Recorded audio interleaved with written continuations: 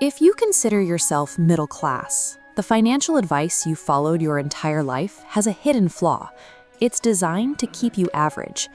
Society hands us a very specific script from day one. Go to school, get a degree, find a stable job, work hard, put a little away into savings.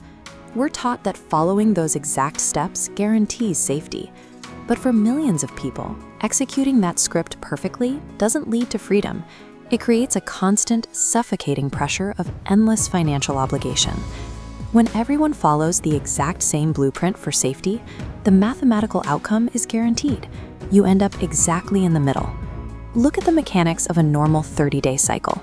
On the first of the month, the salary hits the account. There's a brief window of relief. This minimalist bar chart represents a standard monthly paycheck. Almost immediately, large chunks disappear to cover housing, loans, and utility bills. That final fraction vanishes into daily expenses. You watch the balance hit zero as the loop resets for the next month. When every dollar coming in is instantly matched by a dollar going out, you aren't actually building wealth. You are simply funding your own survival on a 30-day lease. The core mechanical problem here is the transaction itself. The middle class trades time for money at a strict 1-to-1 ratio. Because there are only 24 hours in a day, your earning potential hits an absolute immovable ceiling. You simply cannot work enough hours to outpace the system. And when you do manage to increase your hourly value, a behavioral trap called lifestyle inflation kicks in. This is the tendency to increase your daily spending by the exact same amount that your income increases. Take a look at this line graph tracking income over time. When a worker gets a marginal promotion, they immediately absorb that new cash flow. They upgrade their phone, finance a newer car, or rent a nicer apartment, buying depreciating liabilities instead of acquiring assets. The lines never separate.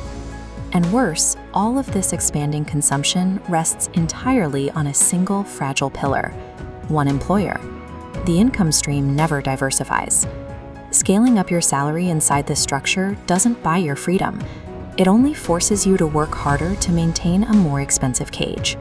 So if the math is so clearly broken, why do so many people refuse to try something else?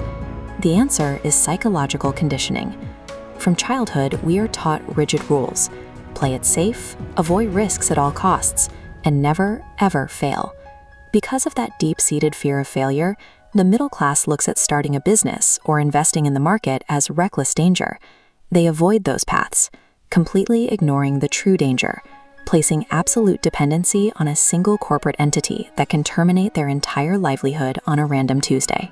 By aggressively shielding yourself from every short-term risk, you mathematically guarantee your own long-term financial stagnation. Escaping this loop requires a complete shift in strategy. The wealthy simply do not trade their time for money. Instead, they invest their upfront time into building, acquiring, and optimizing systems. These take the form of cash-flowing real estate, market investments, and scalable businesses. Because they operate independently of the owner's physical presence, the income is completely decoupled from their time. The middle class trades their physical effort for a paycheck. The wealthy engineer systems that generate capital around the clock.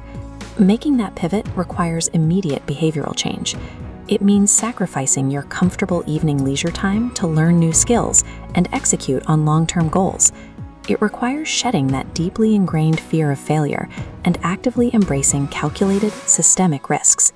There is no bailout coming. No government program or benevolent employer is going to step in and hand you financial independence.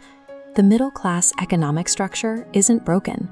It is a perfectly designed mechanism, functioning exactly as it was intended to. You aren't hopelessly stuck.